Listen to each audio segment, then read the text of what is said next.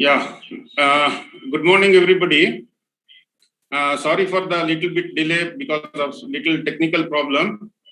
Uh, First of all, I'd like to thank Entoad, the former people who have taken up this webinar, live webinar, and it is mainly to communicate our Kodagu people and the participants all over the state, all over the country also. Because about the COVID pandemic, we want to highlight about the COVID problems which we are facing in our country. So we have a very eminent speakers with us, Dr. Ram Chandra Kamat, who is a professor and head of the Department of Community Medicine in Kodagu Institute of Medical Science. He is a very good speaker. I welcome you, sir. Dr. Ram Chandra Kamat is there? Good morning. Yeah, good morning to all. Good morning. Good morning. Yeah. So he'll be talking about the COVID vaccines and the strategy of COVID vaccination and the information centers that we are set up. We are doing thinking and we are set up in the Kodagu district. And we have another speaker, Dr. Tabasira, who is a professor and head of the Department of Microbiology in Kodagu Institute of Medical Science. She will be speaking on COVID newer strain, insights of the newer strains and COVID testing in our institution, Kodagu Institute of Medical Sciences. So welcome you, Dr. Tabasira. Good morning, sir. Thank you. Good morning. So we have another specialist who is a medical superintendent of COVID hospital at Kodagu and also professor and head of the Department of General Medicine, Dr. Lokesh, who is been working in the COVID hospital for years, for a year, almost nearing a year, regarding infrastructure development and implementing government issues as well as curative treatment. Dr. Lokesh, I welcome you. Dr. Lokesh. Dr. Lokesh. Dr. Lokesh, are you there? He may be joining us shortly. And we have another speaker, eminent speaker, who is a pulmonologist and who is dealing with respiratory medicine in this institution, Kodagu Institute of Medical Science, Dr. Amit, who is involved in COVID, post-COVID rehabilitation. So he's going to speak on post-COVID rehabilitation, whether it is with COVID infection, with or without complications. He's been handling the cases. So with all these speakers who are with us today, I take this opportunity to welcome each and every participants in this live webinar. And we have so many people, general public also have joined us in this live webinar from Kodagu. And also some NGOs have joined in this live webinar. I welcome you all the participants to this live webinar. Thanks for joining. Now, without wasting much time, my topic is just regarding COVID-19, how it has changed our life. So, because we don't know when this COVID pandemic will end. Nobody can predict it. It will end next year because last year when it was affecting in 2020, it started in the beginning of the year or end of 2019. So we thought it will be there for a year, then 2021 will be a very fruitful year. Most of us, we are thinking in that way, but it is not so. We see the second wave hitting very badly to our country next to America. So the second wave is so disastrous. We see a lot of things, lot of changes is happening. The youths are affected and the dangerous situation we are seeing because of this novel coronavirus. So this novel coronavirus is a new virus, and nobody can predict what is going to happen, when it is going to stop. So the changes what we see, radical changes we are seeing at our workplace, number one. Number two, regarding our communication also at our workplace or with our social communication maybe, and our socialization also. So these are the radical changes in these three aspects we see mainly. So how it has affected our routine life. So you can just see how we are greeting people. Earlier we used to hug, we used to kiss, hug, shake hand, so many things we used to greet people, forgetting namaste, which is our indigenous culture. We have forgotten that. Now the old culture, it is coming up and it is spreading everywhere, even in European countries, even in the Western world. They like this way of greeting, namaste. And we see a lot of people around us with facial masks, and identification is a crisis now with the facial mask.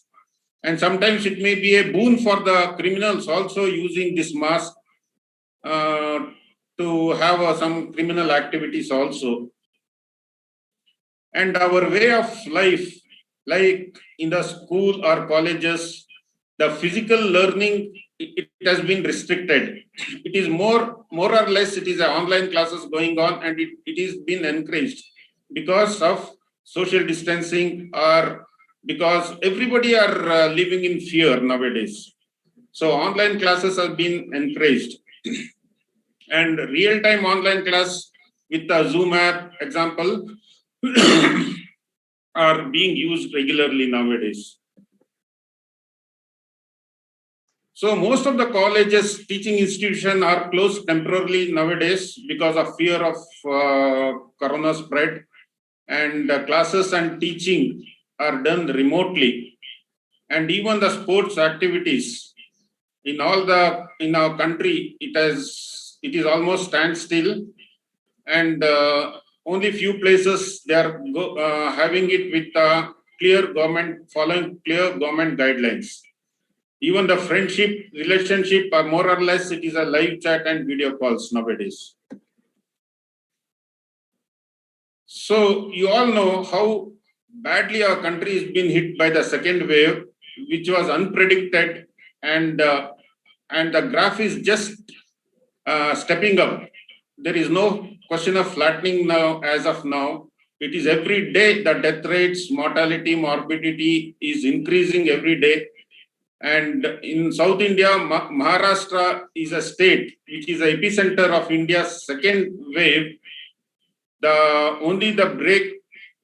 To break the chain of transmission, it is a lockdown has to be done, which is being gradually done in Maharashtra, and even in Delhi, UP. If you take northern states of our India, UP and Delhi is also badly hit. Rajasthan. So second wave, mainly, why the second wave has come? Mainly because of lack of commitment. Of course, there is a newer strain, which is our another speaker, Dr. Tabasira, she is going to speak about that, about the newer strain. But one has to be very careful because of lack of commitment by the publics, avoiding overcrowding. Everybody has forgotten 1 year. 2020, most of the things were because of lockdown, we were following. The guidelines were followed strictly. Now it has been let loose. The commitment is not there. Overcrowding has been done. Attending functions, not wearing mask, and not keeping the social distance, and not keeping your hygiene of the hand or face, whatever it is. The lack of commitment has come down in the publics. So, India, over 14 million COVID cases are there nowadays, and it is the second hit country in the world next to US. And every day, now we have crossed 2 million new cases. I'm talking about the new cases, and almost 1,000 deaths have been happening every day. So in Karnataka, it is almost 13,000 deaths with the new cases, and it has affected almost all the 28 states, including 8 union territories of our country. But we have achieved some milestones. If you take our achievement, our country's achievement with the support of our central government or state government, we have achieved #1 in some of the achievement, and it is really a milestone because of our central government involvement here. And we have already crossed 26 crore COVID-19 tests in our country. And we have supplied our indigenous vaccines to 90 countries from our country, thanks to the central government, which have really done, and we have given free to our neighboring countries also with a goodwill gesture. And total number of COVID-19 vaccines, vaccination, the total dose has crossed 23 million doses in our country. This is, I think this is a #1 in the world where this milestone we have reached from our country. The economy of the world has been badly hit, and even our country's economy is badly hit because of this COVID, and central government has budgeted 35,000 crores for this COVID management in our country. And the sports activities and Summer Olympics, everything is a standstill now. And in a government institution, this COVID vaccination is done free of cost. As of now, in a phased manner, they are doing above 45 plus. The senior citizens, they are almost finishing, and now they are taken up above 45 plus. Definitely the youths will be taken in the next phase. So in our country, 2 indigenous vaccine, that is Covishield and Covaxin, and we have another Russian Sputnik V vaccine for emergency, which has been approved by Indian government already. This will be spoken by our community medicine as well as our microbiology professor in detail about this.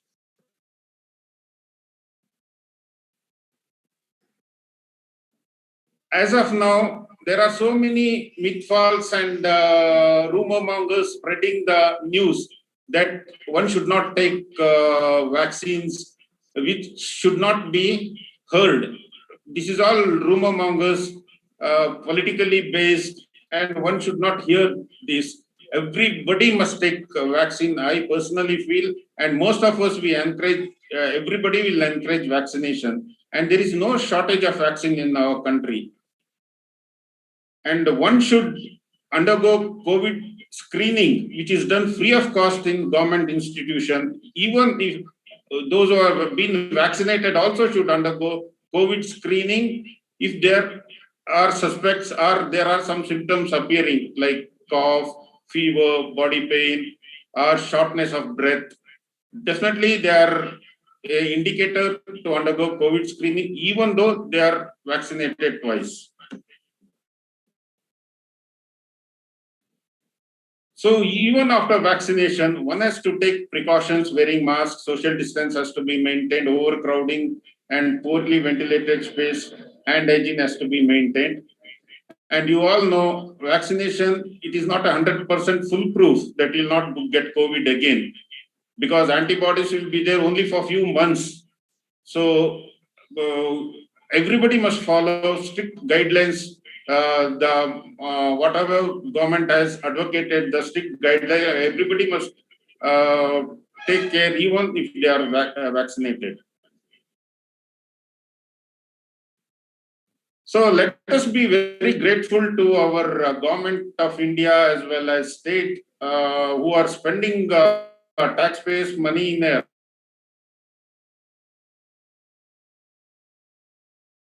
system of medical practices. So government is really taking care of their citizens, and we must be really thankful to the government of India as well as our state. No one can assure you when the pandemic will end, and let us learn to live with corona following the government guide.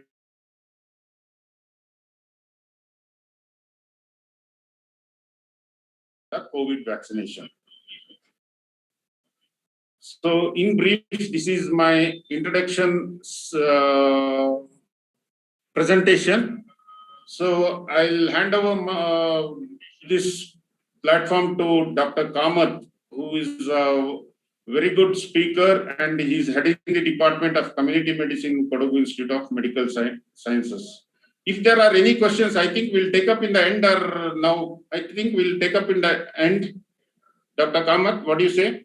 Yeah, I'll start, sir. No problem. Okay.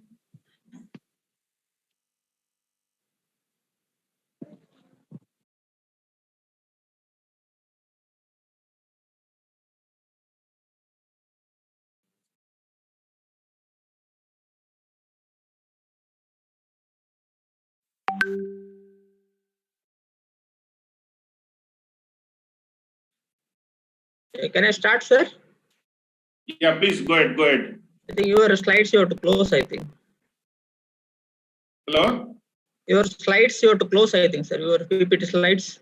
Okay.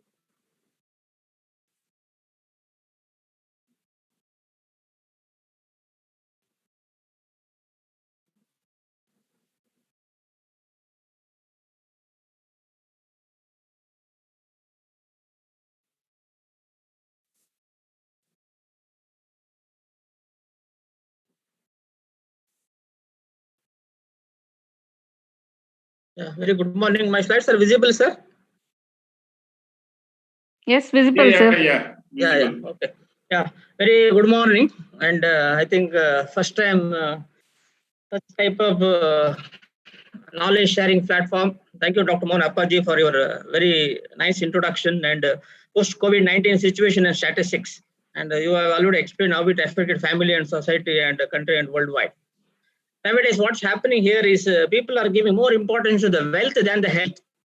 So most of the diseases are lifestyle-oriented diseases. So I think Corona or COVID-19 really showed us what is health and what is wealth, and what is morbidity and comorbidity. I think this is what we learned in a nutshell from this COVID-19.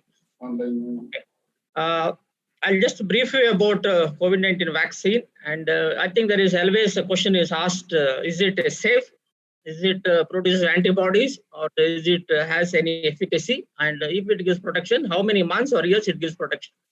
Normally, I think we know any vaccine, some vaccines are giving lifelong immunity, some are giving a few years. And how we have to monitor and evaluate this COVID-19 vaccination sessions. So I'll just brief you regarding this. Okay. Last March 2020. Okay, so I think nobody can forget it. As sir said, WHO has declared COVID pandemic. Okay, so not only in one country, it is a worldwide problem. Even today, I don't know. Okay, so when we have controlled many outbreaks, okay, so we have controlled outbreaks in the few districts or in the state level in the many countries. So best example is SARS. I think 2, 3, 4 countries affected. And you take Ebola. Okay, so what was the failure in this COVID-19? Okay, so everybody has to, I think, waiting for the answer. Okay, so why it has widespread? So initially it was only one country, and today I think almost all the countries. And as sir said, it affected almost all the health system, economic and social progress. Okay, so and if the situation continues, I don't know what people react maybe in another 1 year. And we have total confirmed cases and how many deaths, as sir already explained. We have taken a lot of measures. Okay, so from March 20, April 2021, and I don't know how long it will continue. Again, I think April 2022. Okay, so we may say one more wave and other things. So I think only God knows. Okay, so when it will comes under control. As we had a quarantine, we had operation guidelines, diagnostics, and treatment. We are all struggling for that, and everybody was waiting for the vaccine. So everybody was asking when vaccine is coming. Okay, and finally vaccines came. And it is 2 vaccines were permitted. They said 2 doses and 4 to 6 weeks apart and intramuscular route. Everything was clear. And even the priority population, they said initially healthcare workers, then frontline workers, population above 50, below 50. Because I think everything went very smoothly and very systematically. And they used many types of virus vaccine. Okay, so one is inactivated form. Second is genetically engineering. I think this is the best method. Most of the vaccines are today are genetically modified or genetically engineered vaccines. And the nucleic acid, DNA and RNA. Some of the countries like Muscat and all, they went for RNA vaccines. Okay, so and again, I think in a short period of time, we can manufacture or produce in large quantity. And the protein-based vaccine, even also, this is also very good, very effective vaccine. And as sir said, we have numbers more than 99 million cases. Initially, India was not there in the picture. Okay, so as it was there only in the map, and finally, India became a second in the number of cases. Even deaths, I think, as sir said, okay, so I think most of the countries like USA, Brazil, India, I think they suffered a lot. Any vaccine. So I think why people were asking when vaccine is coming. Okay, so I don't think so it will come in 1 or 2 days or in a week or a month. Okay, so because there is a protocol and there is some stages, like a preclinical stage. First, they'll do the animal experiment in the laboratory. Then phase one clinical trial they do with a few 8 to 10 participants, just for the safety, whether the vaccine is safe or not. Then they'll go to the phase 2 clinical trial, maybe involving 50 to 100 participants, test for the vaccine immunogenicity. Okay, and finally they will go for the phase 3. There's a clinical trial, maybe 30,000 to 50,000 people. Okay, so testing the how it is useful in the mass. So I think this is what they do.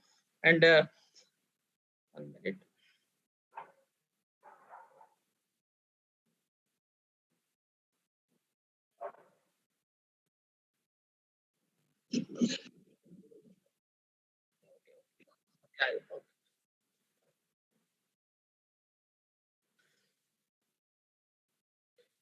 Yeah, so testing for actual protection. So that is what the phase 3 clinical trial. After that, I think vaccine came. So question is why we have, see, we have diagnostics, we have PCR, so many tests came, then so many treatment modalities came. Okay, so outpatient, how to treat, inpatient, how to treat, inside the ICU, how to treat, okay, so, and drug remdesivir, so many things came. Okay, so what the advantage of vaccine here is it does only 2 things. One, it will protect all the individual who received the vaccine. They are all immunized.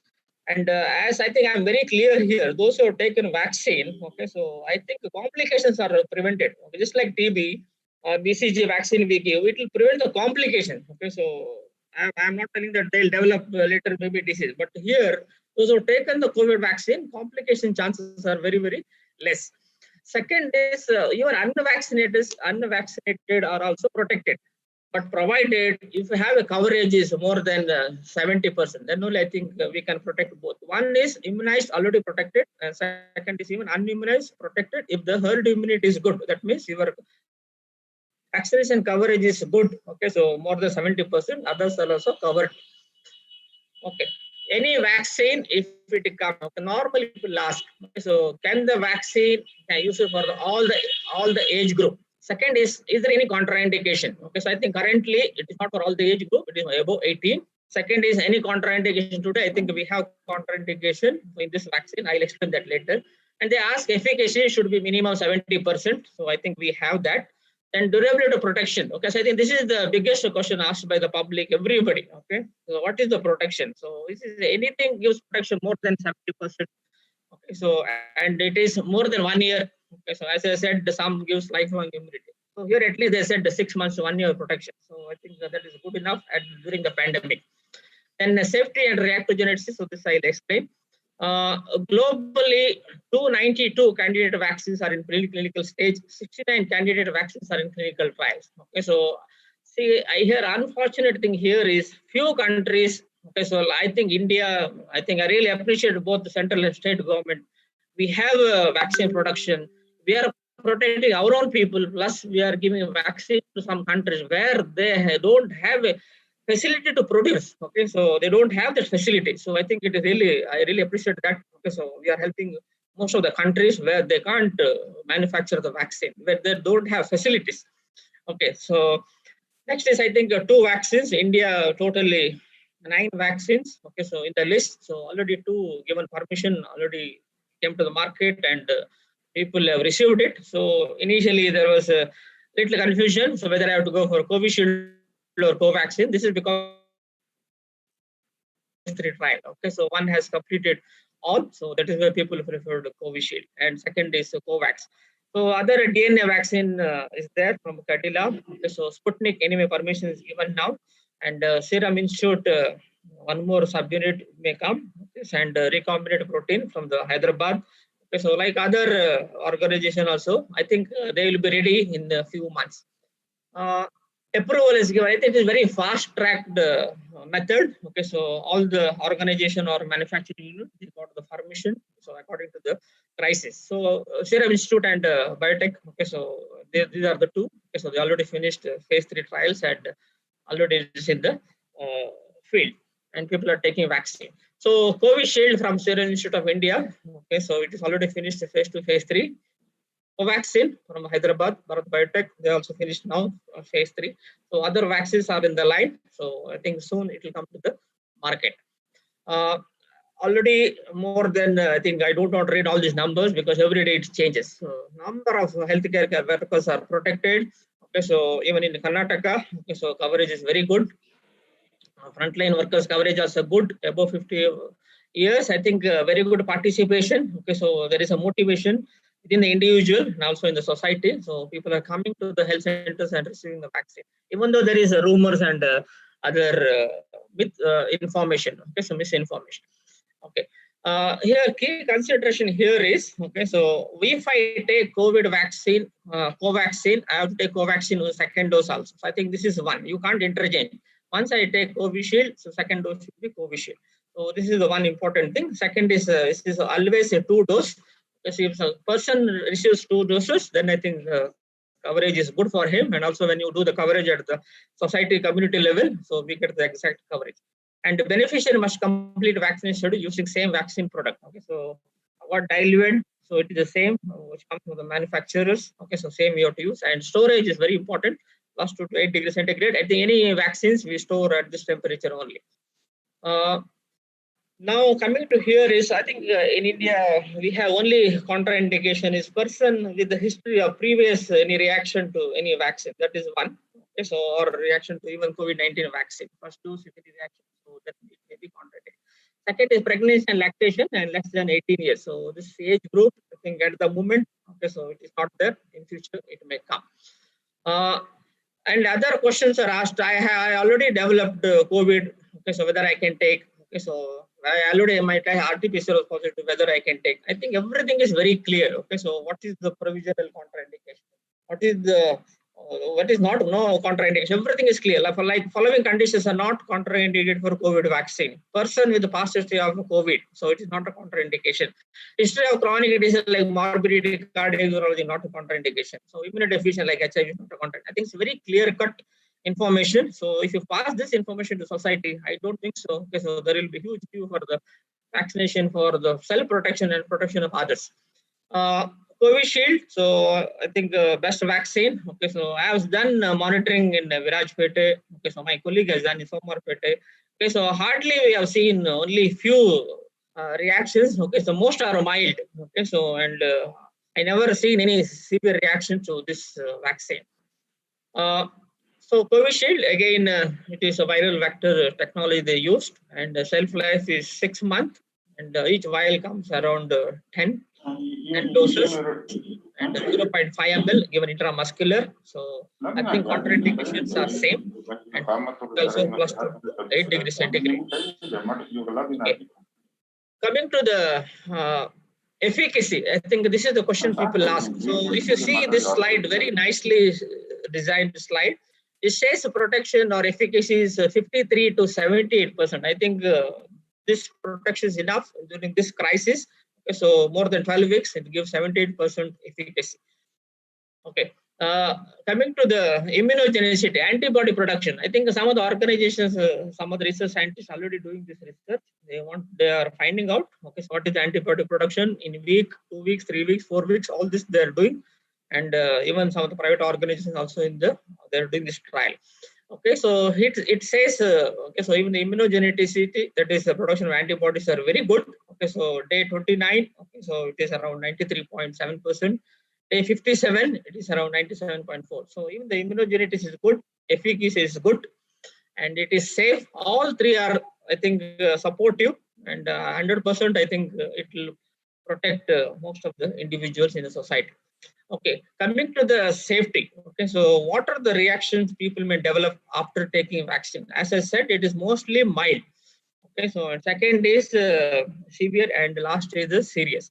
So this headache, vomiting, okay, so mild fever is common, and myalgia is also common.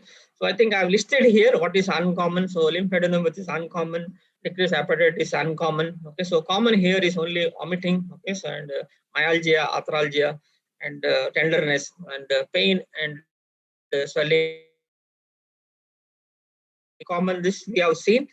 And second is Covaxin. So there are some vaccine hesitancy. Okay, so I think I put 2 or 3 factors why coverage is less. Okay, so one is a vaccination session. Okay, so people identified only, they say only district hospital, only taluk hospital can have. I think when primary health centers are handling vaccination session, I don't think so.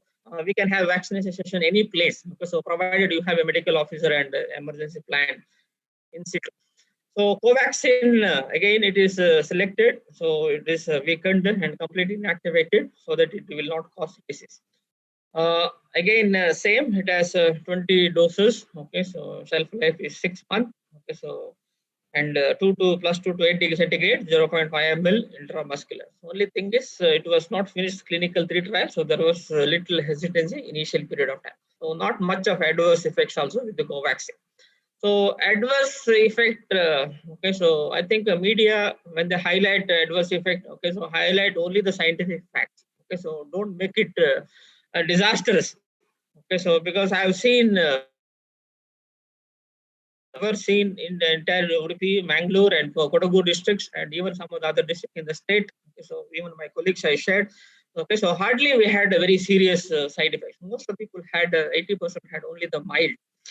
And sometimes it may be unintended, and sometimes may be unfavorable. Okay, so and as I said, only common adverse effects we had. So that is swelling and fever, and sometimes vomiting and diarrhea.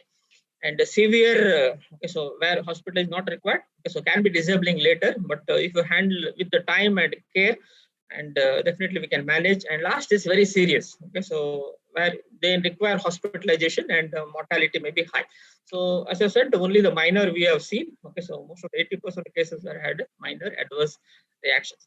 So I think after the vaccination, I think it's very clear. So for the vaccination center, so there is a guard. So he will show. Okay, so then there is a waiting area. Then there's a vaccination officer 1. So they will enter. Okay, so then verification. Then they ask Aadhaar card. Then they go for a vaccination room. So sister will give the vaccination. Then they go for observation room and wait for 15 to 30 minutes. Then they come out. So I think in between there is a lot of material. There is a lot of displays there, and I think everything is well organized. Okay, so because central government has given very clear step-to-step approach, and what we have to do step by step. So everything was very clear. Only thing is, I have seen in the few primary health centers, because there is no space, we can't have this waiting area and observation room. It is the other side. Okay, so I have seen this space constraint in some of the primary health centers. Okay, so but maybe in the major private hospital it may not be a problem. But I don't know in all the other districts in the Karnataka state, the private hospitals, IMA is involved in the COVID vaccination sites. So they have identified as a private hospital also. But in Kodagu, many people asked me in Virajpet, especially that Ram Chandra hospital, they said, we also would like to give the vaccination. We would like to have a vaccination site in our hospital also. Okay, so I have informed Dr. Mohan Apoji to take this matter. And here advantage is not private or government. It is a public. Public should get facilities, especially during this crisis, at their doorstep. Okay, so now we are talking about giving vaccination at doorstep. Okay, so I think this is a very important message. Okay, so we have to everybody should involve. Okay, so it may be government or private hospital. If there is some barriers, okay, so somebody has to correct it. And if some mild symptoms, they can take paracetamol. Okay, so they can, even with the 2 days rest, all the adverse effects will disappear except serious one. Okay. Now, suspected anaphylaxis. So we have seen one student developed rashes. Okay, so she said itching. Okay, so and we could manage. And people may develop respiratory or cardiovascular, dermatological, or mucosal. So adverse effects are mainly in this area. So if your anaphylactic kit is ready and doctor is alert and the health staff is focused, I don't think it is a major issue. So adrenaline is the drug of choice for treating anaphylaxis. It is there in that kit. So ensure adequate stock of adrenaline. So this is what is important. Okay. So when we go to all this vaccine, we have a checklist. We will ask, where is the kit? Okay, kit is here. Where is the adrenaline? Okay, it is there. Okay. So where is the vaccine? Okay. Did you mention the date and time when you opened the vaccine? So I think this is all. If you follow the norm, nothing will happen. Okay. So God is there to protect everybody. But if you don't follow some of the norms, then problem arises. Okay. Management of adverse effect. Okay, so after following immunization is very simple. They have identified some of the AOI management centers. It is mainly the health facilities, and contact details of everybody should be available, and ambulance should be available, and medical officer should be well trained for managing all these adverse reactions, especially serious one. And adverse that kit, anaphylaxis kit, should contain hydrocortisone, adrenaline, dextrose, all the IV drip, everything should be ready. Okay, so should be available in the table. Or okay, so don't search or don't order once the reaction starts. That is what's happening in India. Okay, so after disaster we start working. After disaster we started giving orders. So this should not happen. We are in 2020 or 2021 now. We are in the digital era. So everything we have norms, guidelines. Everybody follows. Every organization in the country, if they follow, I think most of the society or public is 100% they're protected. Coming to the monitoring and evaluation, as I said, WHO has done, and all the districts they have monitored, they have supervised. So they have appointed external monitors also. Okay, so they will go to each vaccination site. They'll observe all this, what I said. Okay, so waiting area, observation room, okay, anaphylaxis kit. They'll ask the beneficiary, they interview beneficiaries, they ask any problems, disabled any problems. So, and information, they give it to the authorities. So monitoring supervision required are all the stages: preparatory phase, during vaccination, post introduction of evaluation. So all these stages it is required. So COVID-19 vaccine, I know it is a new, so it is introduced. Okay, so short period of time. So I think what is required is coordination and cooperation at all the levels. Okay, and we should have a timeliness of quality preparation and quality and completeness of coverage. I think coverage is more important. Otherwise, we are not serving the purpose. As I said, it will protect the individual, it will protect the community. So because of the herd immunity. So immunized anyway protected, and if you want to protect unimmunized, you should have a coverage is more than 70%. Otherwise, it doesn't work. So challenges are many. So I know it is a new vaccine. So mass campaign. So we have to inform, to give the scientific information, and the age group is above 18. So and people may ask why not below 18. And comorbidity, sir, I have comorbidity. I don't have comorbidity. Okay, so this is the issue. And elderly, I am 60, I am 70, I am 80, I am 90. Okay, so where to focus? So all these are challenges. Okay, so and next is some of the adverse event. Because if he is unlucky, he may develop serious. Otherwise, it is mainly mild reactions only. And the media attention. Okay, so as I said, please share only the scientific information. Don't share any myths and okay, so rumors. Okay, so please don't do that. And I think the media really gives good information to the public how to protect and how to protect others also. Okay, and I think to summarize, so pandemic is not yet over. So we are talking about different waves in the sea, 1, 2, 3, like that, and 2 vaccine got approval and 1 more given permission recently. And I said, people ask whether vaccine is safe. So I have given you how it is safe because of human reaction and how the storage, all that. I said how it is safe at different levels. Then immunogenicity, antibody production, also I said 63% to 74%. So it is good antibody production. And efficacy, also very good. Okay, so I think all 3 factors, if you take, okay, so it is good. Vaccine also, so they proved now. Okay, so safety and immunogenicity that is available. So miles to go before another few waves. So everybody has to be prepared. Okay, so and my only humble request is every individual in the society, irrespective of the age group, caste, creed, religion, should get the benefit and protect himself and protect others. Thank you very much. Thank you, Dr. Mona Appaji. Okay, so for your innovative idea and creating this new knowledge sharing platform. Thank you very much for your patience. Thank you, Dr. Kamat, for your excellent presentation.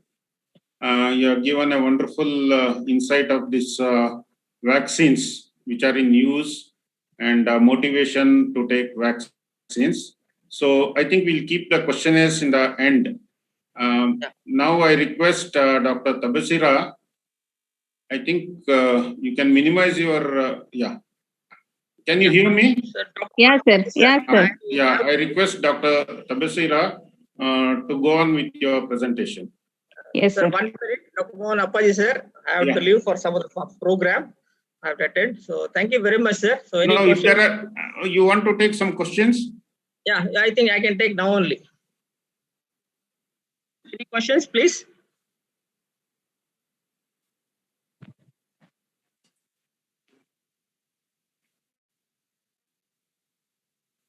Yeah, Dr. Kamat, regarding this Sputnik vaccine, which government has approved as an emergency for the emergency use, can you tell something about it?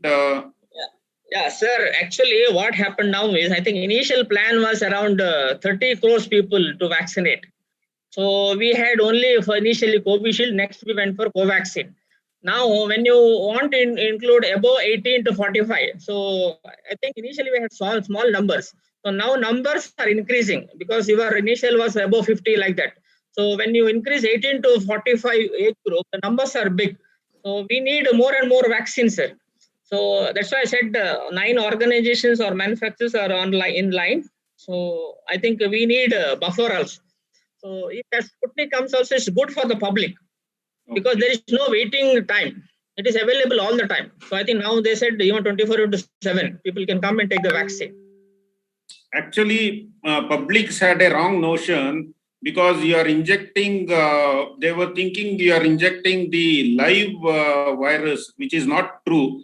It is all inactivated, not a incomplete virus, inactivated form they are injecting. So there is no question of getting COVID infection after vaccination. It is a myth what publics have got in their mind, many of the people. That is what every district, there is one think tank. Okay, and like what you did today, like that every district should decide and give the scientific fact information. So as I said earlier, I have visited many vaccination session sites. Okay, and it is inactivated vaccine, absolutely no problems. But if they come with the 4 or 5 comorbidities and with the vaccine, finally they blame vaccine. I don't think the vaccine is creating problem at this moment. And even it is nice to know many of the private sectors, they have taken this vaccination drive, which is a very good motivation by the public also. I visited a private organization. I really appreciate them. See, for me, at the end point is public.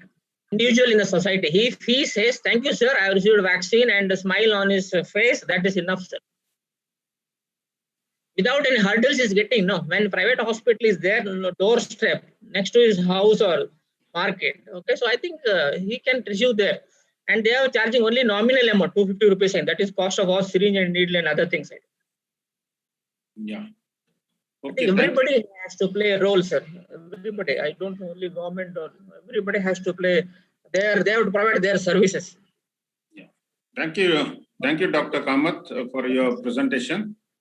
Thank you, no, I request Dr. Tabasira, who is the professor and head of the Department of Microbiology at Kodagu Institute of Medical Sciences.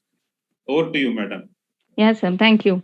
So good morning, everybody. This is Dr. Nazima Tabasira, and as you know, Dr. Mohan Appaji sir has already given an introduction, and I thank Appaji sir for giving me an opportunity to be a participant in this webinar. So my topic is related to COVID testing. So most of us now are aware that most of the COVID testing, that is RT-PCR, is going on at Kodagu Institute of Medical Science in my particular department. What I need to say is the new pathogen, that is the COVID-19, which has been emerged. So this pathogen was known to have a similarity of around some 50 to 80% to SARS and MERS that had created an outbreak long before. So, and the transmission is almost similar, that is either by direct contact and by droplet spread. And the aerosol and the surface stability is of the aerosol, say around less than 5 micrometer, is known to be for about 3 hours. So we all know that this coronavirus is a single-stranded positive sense RNA virus, and it is having around genome is made up of around so many 27 proteins. So the major thing what we do in COVID testing is the RT-PCR being considered as a gold standard for the detection of COVID-19 virus. So this PCR detects the genomes. So there are various genomes like the spike surface glycoproteins, then RNA-dependent RNA polymerase, which we call it as RDRP, and there is a matrix protein, that is M, and a nucleocapsid protein. So each kit contains a different protein to detect the presence of the virus. So what happens in RT-PCR is nothing but a reverse transcripted polymerase chain reaction, which involves a reverse transcriptase which takes in the reverse transcriptase of the SARS-CoV virus RNA into a complementary DNA strand. It is followed by amplification of this complementary DNA. So this is what happens in the RT-PCR. So there are various kits which has been produced by different manufacturers, and we receive different kits in the lab by the different manufacturer. And each kit will have incorporated their own proteins for the detection of this COVID-19. So some may have a screening, all of them will have a screening gene, which is E, that is the small envelope protein, which is common to almost all the types of coronavirus. And particular to this COVID-19, there will be confirmatory genes. So some kits will involve only a single confirmatory gene, or other kits will involve 2 confirmatory genes. So this is based on the interpretation what the kit we get. The results have been, we interpret the results based on the kit instructions that is provided by the supplier. But unless and until we should have to say it as COVID positive, the person, particular test should have a screening gene and also a confirmatory gene with the presence of RNA to say that what extraction we have done of the RNA is true of human origin. So this is what it takes place in the RT-PCR. And there is a false notion. So I just want to clarify the public that as soon as you give the sample, it doesn't mean that it is within 6 to 8 hours my result will be out. No, there is a chain of process that takes place before the sample reaches the lab, because the district surveillance team is the major involvement in the sample collection and transportation of the sample to the lab. So first, when the sample is given, all the samples have been collected at a site. Then all the collected samples will reach the district surveillance unit. Then in the district surveillance unit, based on the RT-PCR app, everything is been, all the details what have been submitted about the patient will be downloaded, and a particular unique ID for the sample, that is the lab ID, is designated to that particular sample. So after they get the line list ready and the lab ID ready, then the sample is transported under conditions, that is 2 to 8 degrees Celsius in a cold chain to the lab. So in the lab, again, we cross-check the verified, cross-check the numbers or the lab IDs that we have received from the surveillance unit and the line list and the samples, then the processing starts. So that takes some time. So now if I have some 1,000 samples, I have to have some time for segregation of the samples, arranging the samples in an order, then the extraction process, then the template addition process, then finally it goes in for a PCR machine, which takes around 2 hours to give the result. So basically from the start, from the receipt of the sample to the time I get the result out, it will be around some 6 to 8 hours. So this is the complete process. And when the results are out from the PCR machine, so there may be some errors. That is, RNA itself may not be extracted. So this may be due to faulty sampling technique or any other method where the sample RNA, which is called as an internal control. So each run of the PCR will be incorporated with the controls. So with the controls, if the controls are neat and good, only then the interpretation of the PCR can be done. So if there is any failure of the internal controls, then the process has to be repeated again and it has to be retested from the start. So that again doubles my testing time, and instead of 8 hours, the another 8 hours is taken for the retesting of the sample. So this is what is happens, and people are in opinion that as soon as the sample is given, I will get the result with the 6 to 8 hours. So I just wanted to clarify. So this is the process that takes place. So all this process has to be done as per the protocol that is being issued by the government of Karnataka.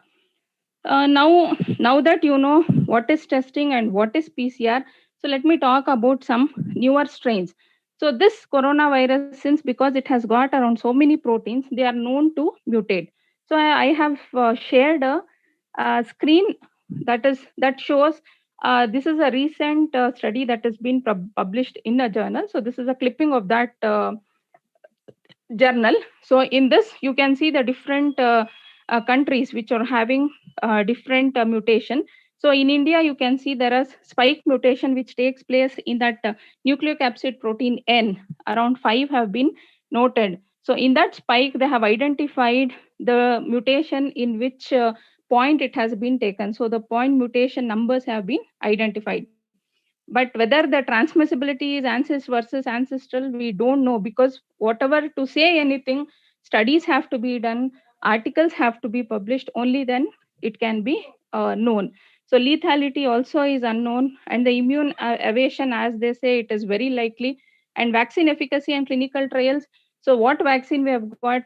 The trials have been conducted for the existing virus. When there is a new mutation, we have no data because we have to do the efficacy trials for the new mutated viruses. So this is something about the new strains that have been circulating.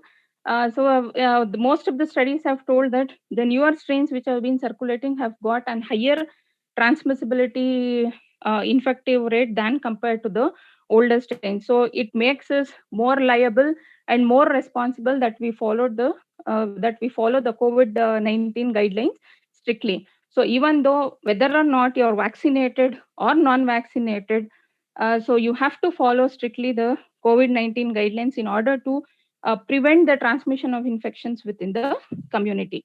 So after this, I like to add one more picture. That is, I want to clear the myth that is having what is called as a CT cycle, CT value. Okay. Most of the people, I get a call regarding to tell the CT score. So this is a advisory that is being issued by the ICMR, which says a comment about the CT values. So it clearly says ICMR has discussed the issue of correlating COVID-19 disease severity with the CT value and accordingly deciding the patient management protocol with a panel of esteemed lab expert. Following are the consolidated recommendation of the ICMR expert group. So here CT is, which means it is called as a cycle threshold. So as I told, we will have a different kits from different manufacturers that is being given for testing of COVID-19 for RT-PCR. So here cycle threshold is fixed by the manufacturer. That is what kit it is being supplied. So every different kit will have a different cycle threshold. So this cycle threshold is a word that is used in the PCR cycle. So based on that cycle threshold, we give the CT values. But taking this into consideration and demanding the CT values for each and every individual is not advisable for the patient management as given by the ICMR guidelines. they say there is no reliable study to definitely prove a direct correlation between the disease severity and the CT values. So viral load, that is how many virons are present in that individual, it does not have much role in the patient management. So then, as I said, CT values differ from one kit to other. Then comparability of CT values among different kits is a challenge, as our labs are using a mixed basket of kits. So this is absolutely true, because whatever kits, I may get kit A this time. So the next time I may be getting kit B and C. So what CT value I had given and I had limited to kit A will not be different. It will be completely different from what the kit which I be using in B and C. So this is just an attempt to make an education that please do not go around knowing the CT value, because CT value doesn't have any correlation with the disease management or the severity of the disease. CT values between nasal and oropharyngeal specimens collected from the same individual may differ. So that is absolutely true. So the whatever the result we put forward in one particular run is for that particular run itself. If a sample is repeated from the same individual in a different time or in another run of a PCR, the result what we get is entirely different. So this is what happens when you compare the CT values. Samples from asymptomatic or mild cases show CT values similar to those who develop a severe disease. So see, if I am tested positive, for example, I'm tested positive for COVID-19 and my CT threshold say around 24. And I am asymptomatic, I don't have any symptoms. So I am patient A, and a patient B who is having some more comorbid condition, and he is also having the same symptoms and the same CT score. Whereas I myself, I am asymptomatic, and the other patient B who is symptomatic and having severity of the disease will have both CT values similar. So it doesn't give a better judgment whether to take the consideration of the CT value in the individual who was tested positive for a PCR. So this was just a clarification, because a lot of phone calls have been received to say and demand for the CT values. So this is what is the guideline that is being issued by the ICMR to clarify about the CT value and the disease severity of COVID-19. So I think with this small talk regarding the COVID testing and the strains, I thank Mohan Appaji sir for giving me this opportunity, and I request everyone to follow the COVID guidelines as specified by the government and to maintain the social distancing and avoid overcrowding and gathering in places to stop the spread of infection. And also I request all of you to go and get vaccinated, because I am vaccinated. When I am vaccinated, definitely all of you can get vaccinated.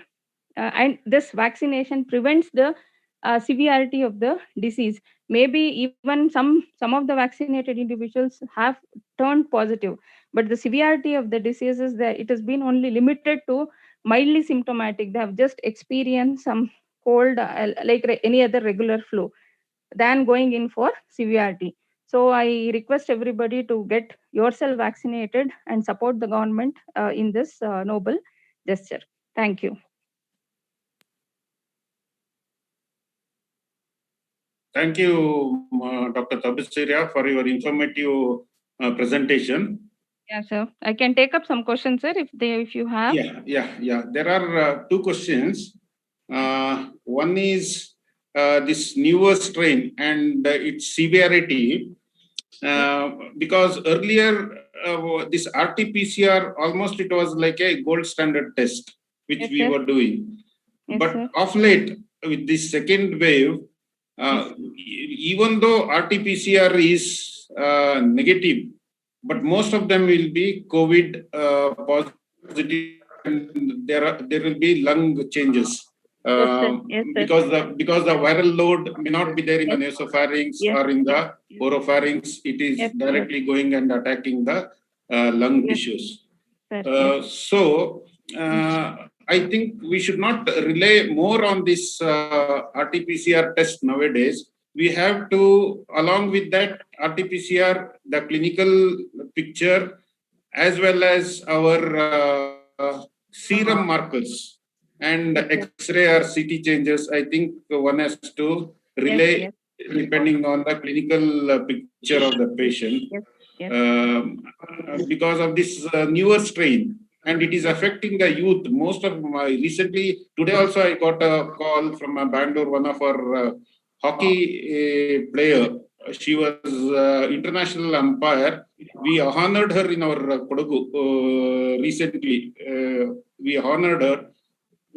Just she passed away today morning. So sad. She's so young, must be around 45, 50 years old. She was an international umpire for the hockey. Like that, I'm getting so many calls, so many news which young people are dying.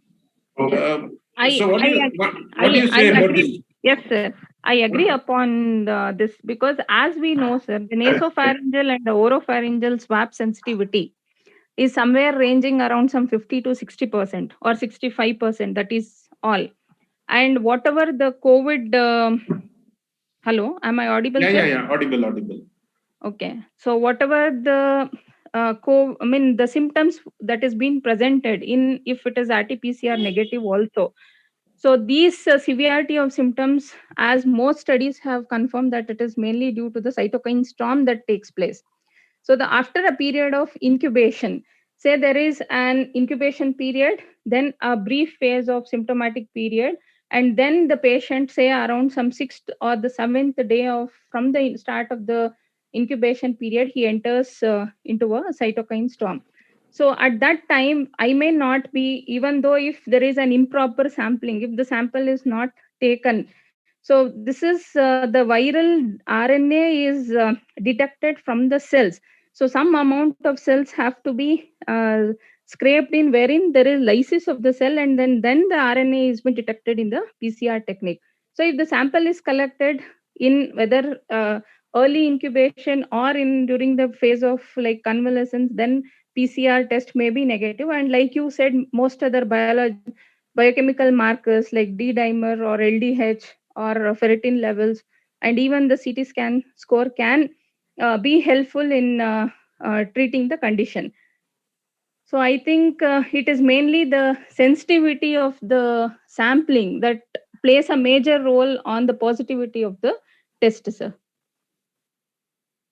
Okay, madam. And even the newer literature also, we have gone through that, and we should not rely more on the RT-PCR because, as you said,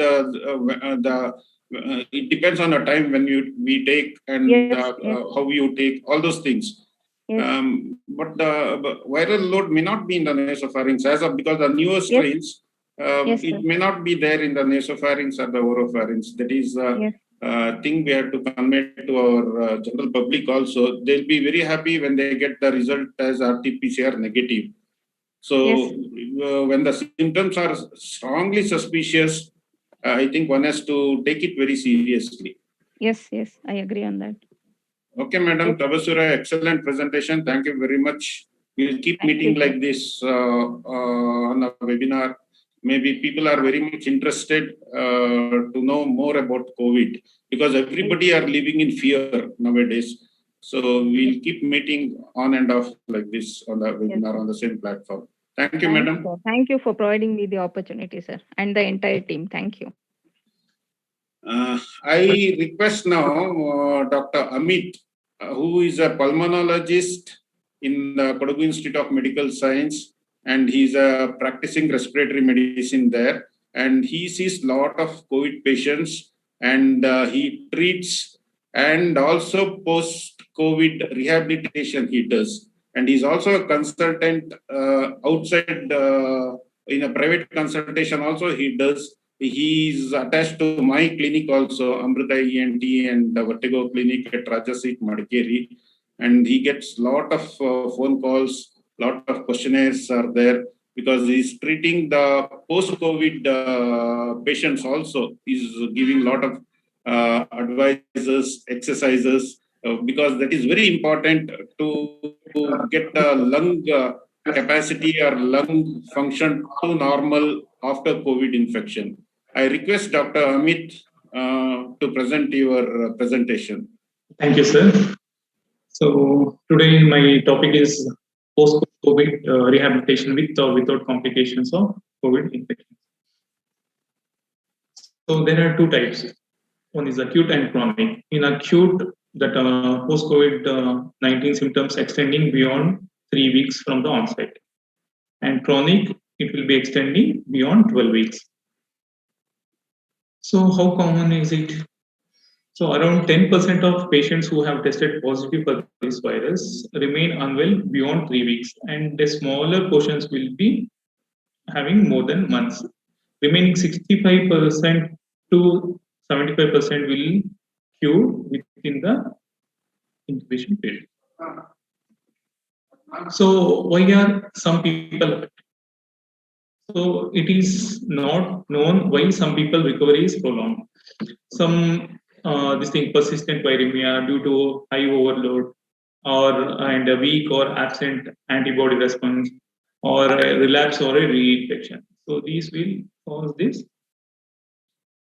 post-COVID symptoms. So what are the symptoms? So most common is cough.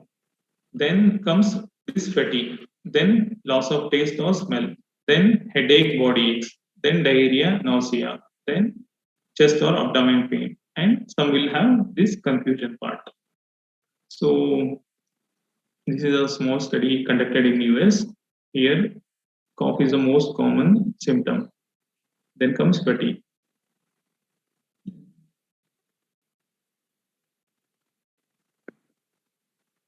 So what are the long-term health problems? So it affects all the organs in our body. So most commonly affected is lung, then heart. So what are the cardinal features here? So in heart, it damages to heart muscles. So leading to pericarditis, myocardial infarction, then heart failure. Then coming to lung part, it causes damage to the lung tissue and it causes restrictive lung disease. So there will be fibrosis of the lung. Then our CNS part. So there will be loss of smell. Then there will be consequences of thromboembolic events such as pulmonary embolism, heart attacks. Then cognitive impairment. There will be impaired concentration. Then there will be loss of memory. Coming to mental health, there will be anxiety, depression, post-traumatic stress disorder, and sleep disorders. In musculoskeletal and other organs, there will be pain in the joint and muscles, and there will be fatigue. So, what are the risk factors for this venous thromboembolism? So, there will be inflammation. Inflammatory markers will be raised here, and there will be main thing is because of the cytokine storm. And ICU admission, prolonged ICU admission will be there. And because of cytokine storm, there will be lung injury. These are the risk factors. Then comorbidities, hypertensive, diabetic, any liver diseases, renal failure will cause this thing. And the age factor also. Increase in age, there will be increase in the risk. Males are predominantly higher. Obesity also contributes to it. So this is a picture of lung fibrosis. A normal lung, everything will be intact. Alveoli, capillary network, everything will be normal. So if there is a fibrosis because of this COVID infection, there is damage of bronchioles and alveoli. So there will be fibrosis that is between the alveoli. So this will cause decrease in gaseous exchange, leading to fibrosis and hypoxia. So these are the CT picture. This is post-COVID. See, this is the normal one. And in the second picture, we'll see a ground glass opacity. And these two are leading to a fibrosed lung. Usually it takes at least 2 months to resolve this fibrosis. So managing breathlessness. This is the most common complication usually seen in hospital visits. People will be having these anxiety problems. Then, how to cure this? Staying calm and learning some of the breathing techniques and positions. I will show in the next slides. So this is one of the incentive parametry, one of the deep breathing exercises. So you will be aware of this because some people admitted in the hospital, they have maybe given this spirometer so that after inhalation, the alveoli collapse will be lesser. So secretions will be there in the alveoli that will come out. So it will make your lung capacity more to breathe out easily. So these are the some of the position 2 is breathlessness. Okay. So high side lying on your side propped up with pillows, supporting your head and neck with your knees slightly bent. So if you are sitting, if your table is there, then lean forward from the waist with your head and neck resting on pillow and your arms resting on the tables. Okay, you can also try without pillows. If you don't have a table in front, you should lie down, lean forward like this. Okay. So forward lean standing. While standing, lean forward onto windowsill or other stable surfaces. Standing with a back support. Here you should lean with your back against the wall and your hands by your side. Have your feet above a foot away from wall and slightly apart. So some of the breathing techniques. So this is a controlled breathing. You should put your hand on the chest and another hand on an abdomen and inhale from the nose and exhale from the mouth. So this technique will help you to relax and control your breathing. So while breathing, your abdomen should move. Okay, so this hand should move. So what is another phase breathing? This is breathing carried out with activities. So while walking or while climbing the steps, then you make an effort. Means before climbing, you should inhale. Then while climbing the steps, you start breathing out. So this make your alveoli to open. So exercising after leaving hospitals. So what is the importance?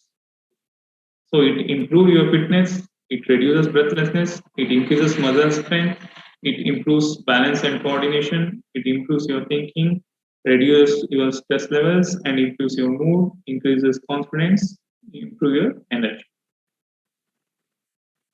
So these are the warming exercises.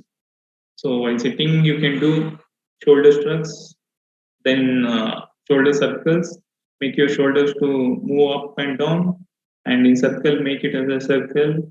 Then while sitting, knee lift your knee, then you can rotate your ankles. So these are sitting ones. In standing ones, sideward bending and tapping your ankles. So many patients will be having this problem with attention, memory, and thinking clearly. So we should do a brain exercise. So you should start cultivating in new hobbies or activities. Then you share puzzles or word or number games, memory exercises, and reading. And even whatever the physical exercise I showed earlier, it will improve your thinking and memory. So how to manage stress, anxiety, or depression? So get enough quality of sleep, eat sufficiently and healthy, be physically active, stay socially connected, do relaxing activities. Gradually increase your involvement in your daily activities or hobbies. So what is this lung function test? Okay. So in the post-COVID patients, there will be having altered diffusion capacity. So already I showed the lung fibrosis picture where gaseous exchange couldn't occur.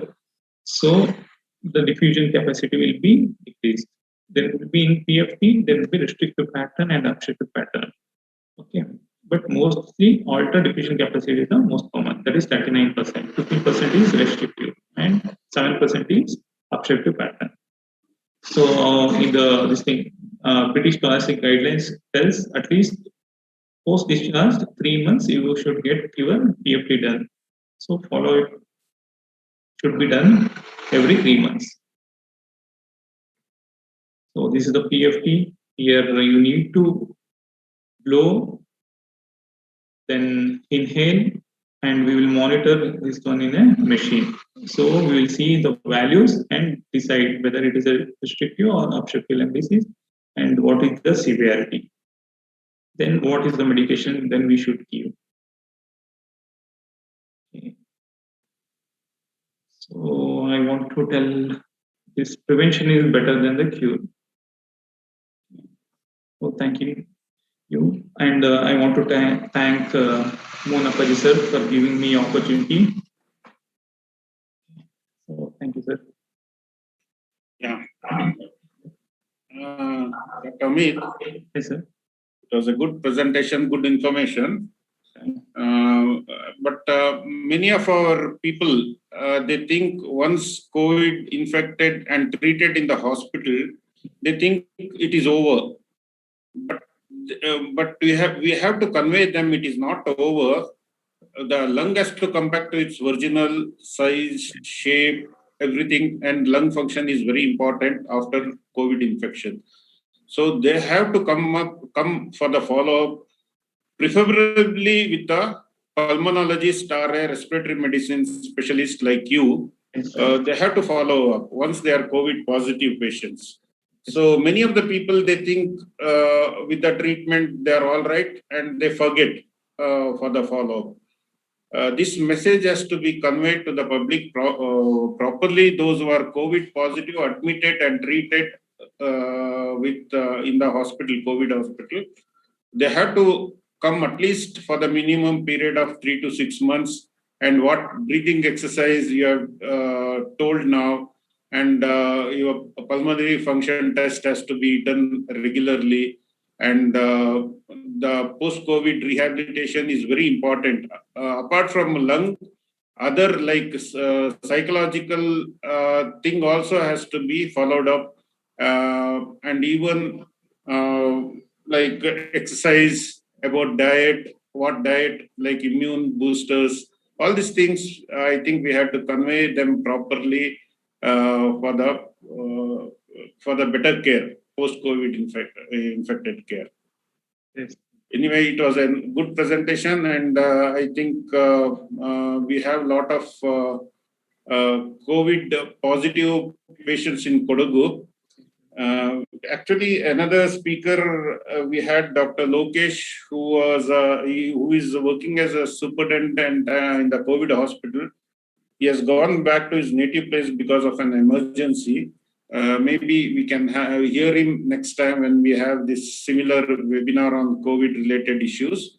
We can request him to give a talk about curative management and setup of COVID hospital in Kodagu, because Kodagu is doing extremely well with the COVID management, and the infrastructure what we have here is very good, excellent, on par with any cosmopolitan city.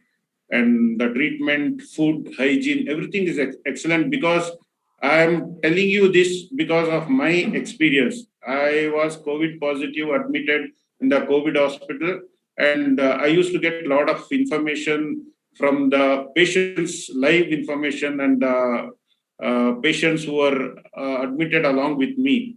So it was a good treatment in the COVID hospital at Kodagu, and lot of appreciation has been given to Kodagu COVID hospital from the publics. I get, because I am the COVID advisor for the Kodagu district administration also, I get a lot of information what's happening in the COVID hospital.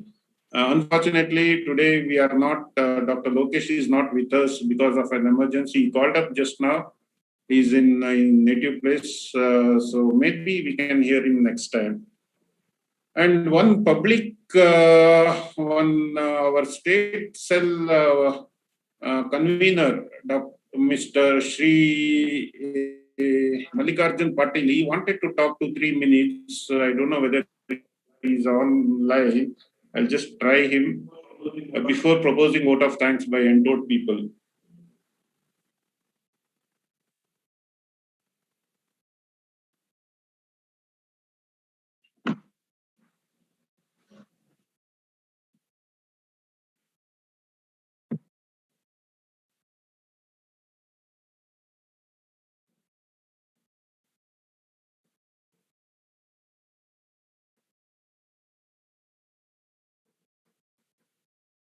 Sir, you are coming now? Hello? ಕಳಿಸಿದ್ದೀನಿ ನೋಡಿ ನಿಮಗೆ ಕಳಿಸಿದ್ದೀನಿ ಒಂದು ನಿಮಿಷ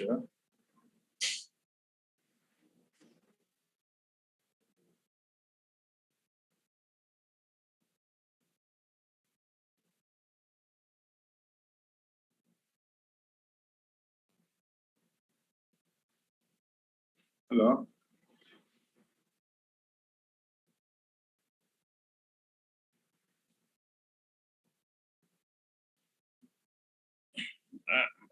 yeah, I don't know, he may come.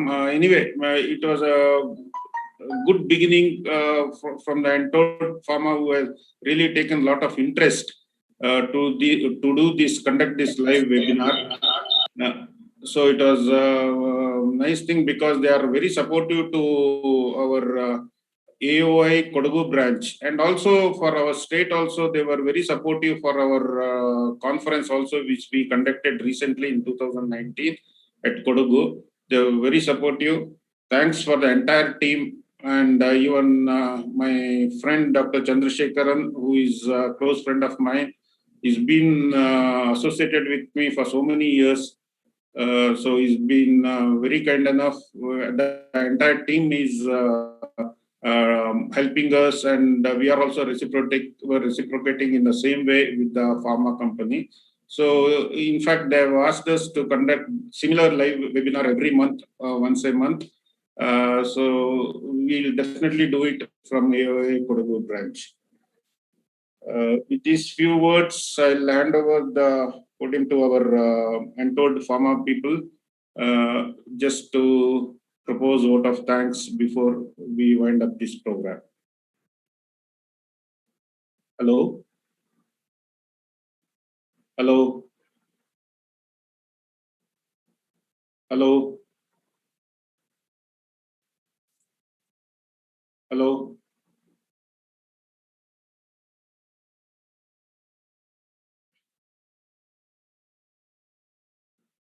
Hello?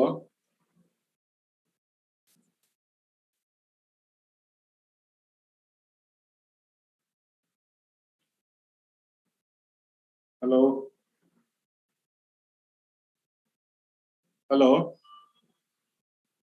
Hello? Hello?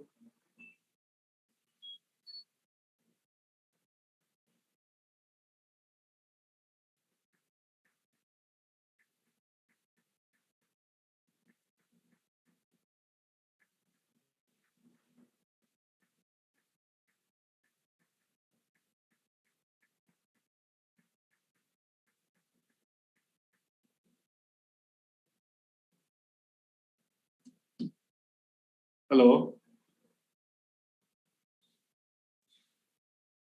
Hello? Hello. Hello. Namaskara. Namaskara, Doctor. Very nice to have you. Thank you very much. Program. Yes. Yeah.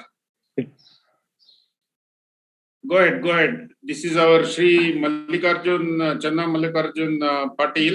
He's a state BJP convener, professional cell.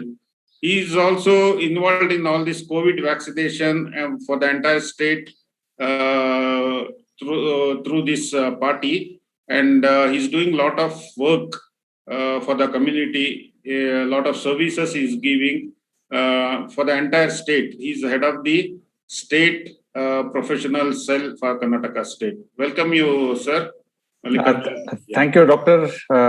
I was enjoying the entire talk. Dr. Lokesh, Ram Chandra ji, Nazima, Amit ji. It really enlightened me with a lot of aspects in terms of COVID.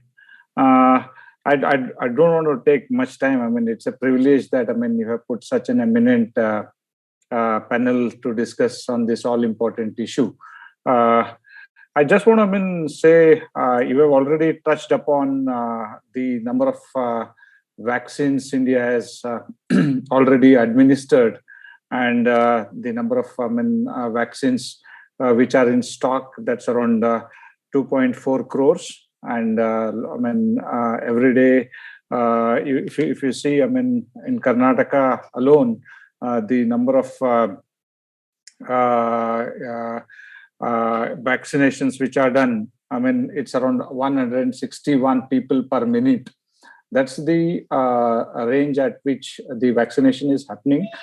The BJP government is committed in terms of, providing all necessary activities, decisions, and also logistics in terms of, helping people in terms of getting the vaccine, in terms of, hospital beds. If you see, the medications and all this.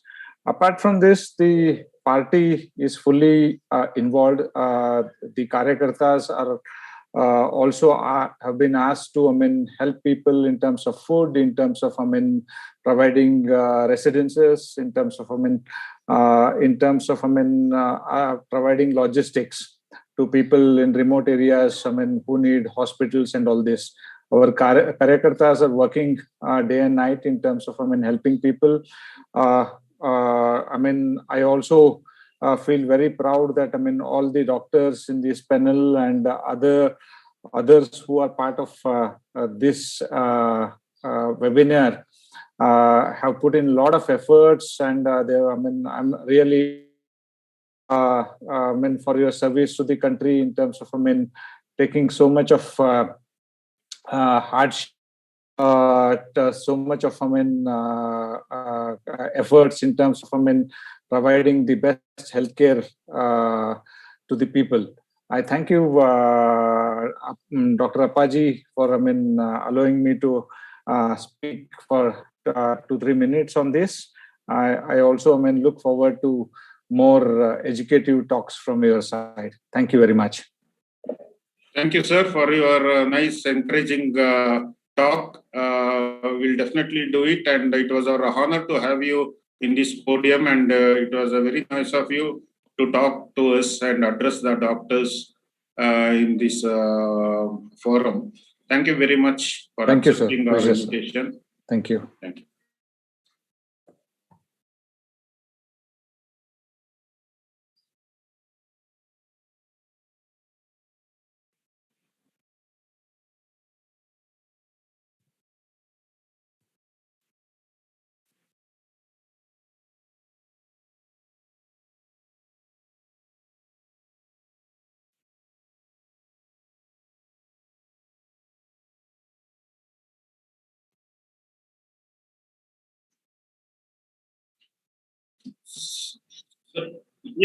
Yeah.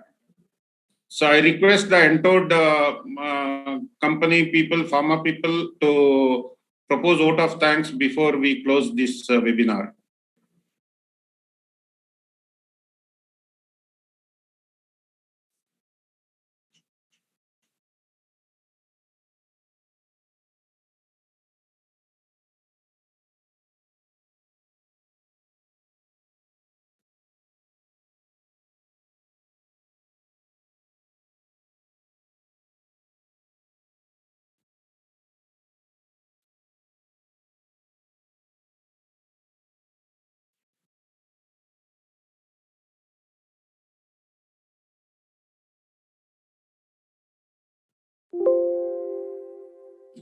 Yeah.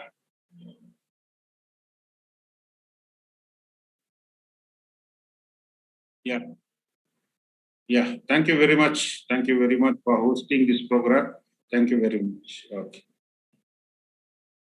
Thank you very much. Yeah.